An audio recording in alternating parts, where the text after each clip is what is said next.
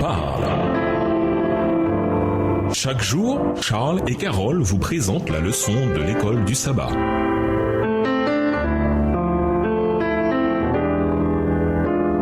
Bienvenue dans votre émission. Dieu nous parle. Nous voilà à la leçon de jeudi, ceux qui méprisent l'autorité. Certaines personnes sont considérées comme des élèves nés dans la salle de classe. Ils ont à peine besoin d'étudier pour obtenir d'excellentes notes. Ils absorbent des données facilement. On dirait que leur connaissance reste. 2 Pierre 1 et 2, cependant, montrent qu'en Christ, ceux qui veulent se consacrer à l'éducation en Christ bénéficient de l'égalité des chances. Les paroles encourageantes de 2 Pierre 1 tranchent avec l'avertissement solennel de 2 Pierre 2. Lisons 2 Pierre 2, les versets 1 à 17. Quelle parole forte de condamnation prononce-t-il ici? En même temps, au sein de cet avertissement et de cette condamnation sévère, quel grand espoir nous est promis. 2 Pierre 2, versets 1 à 17.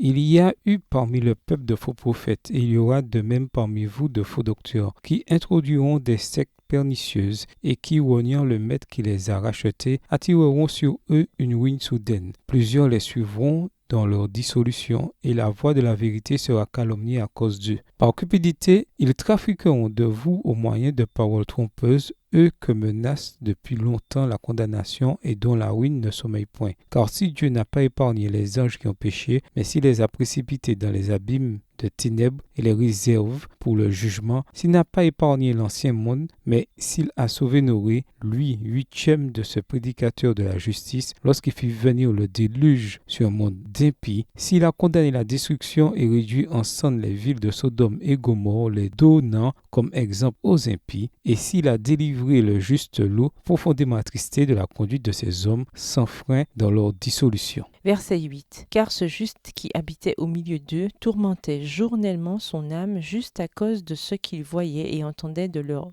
œuvres criminelles. Le Seigneur sait délivrer de l'épreuve les hommes pieux et réserver les injustes pour être punis au jour du jugement. Ceux surtout qui vont après la chair, dans un désir d'impureté, et qui méprisent l'autorité. Audacieux et arrogants, ils ne craignent pas d'injurier les gloires. Tandis que les anges supérieurs en force et en puissance ne portent pas contre elles de jugement injurieux devant le Seigneur. Mais eux, semblables à des brutes qui s'abandonnent à leur penchant naturel et qui sont nés pour être prises et détruites, ils parlent d'une manière injurieuse de ceux qu'ils ignorent et ils périront par leur propre corruption, recevant ainsi le salaire de leur iniquité. Ils trouvent leur délice à se livrer au plaisir en plein jour, hommes tarés et souillés. Ils se délectent dans leur tromperie en faisant bonne chère avec vous. Verset 14. Ils ont les yeux pleins d'adultère et insatiables de péché. Ils amorcent les âmes mal affermies. Ils ont le cœur exercé à la cupidité. Ce sont des enfants de malédiction. Après avoir quitté le droit chemin, ils se sont égarés en suivant la voie de Balaam, fils de Bosor, qui aima le salaire de l'iniquité, mais qui fut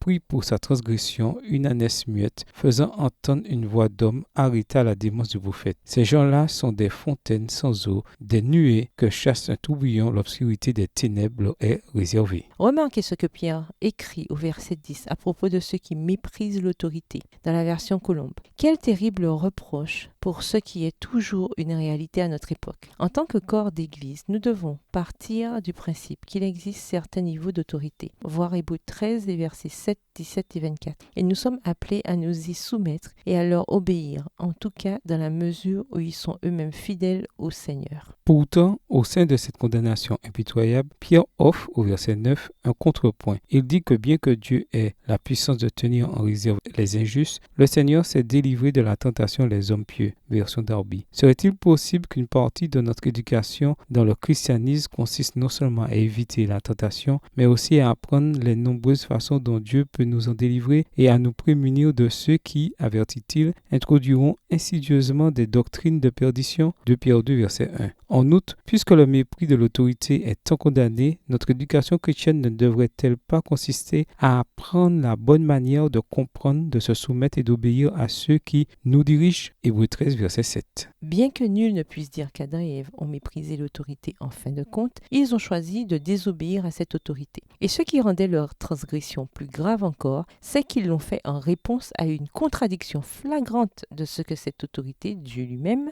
leur avait dit et qu'il avait fait pour leur bien. Attardez-vous davantage sur cette question de l'autorité, pas seulement dans l'Église ou dans la famille, mais dans la vie en général. Pourquoi l'autorité, aussi bien l'exercice approprié de l'autorité que la soumission appropriée à cette autorité, est-elle aussi importante? Venez en classe ce sabbat avec vos réponses. Au revoir. Et à demain si Dieu veut.